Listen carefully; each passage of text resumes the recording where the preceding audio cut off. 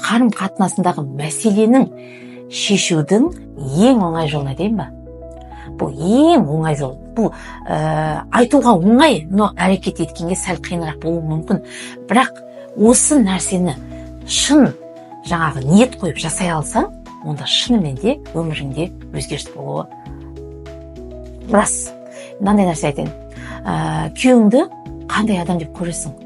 Күйеуіңді қуғынбай, өтірікші, алаяқ, тағы не дейді, жынды, алкаш дейма, неше түрлі айтады да адамдар ше. Күйеуіңді қандай адам деп айтасың өмірде ше? Жоқ, айтпайсың тіпті сен өмірің миыңда қандай адам деп тұр. Күйеуің дәл сондай, тура сенің миыңдағыдай адам болады ше, негізінде ше.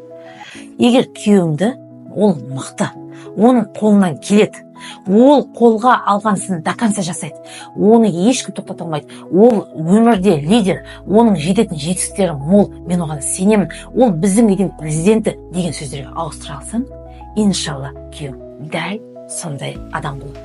Дәл осы нәрсені миға сендіріп, және миың сеніп, ауызбен айтылып, үнемі, мимен жаңағы оймен сөзің сәйкес келіп отырса, иншалла күйеуің де дәл сондай адам болады.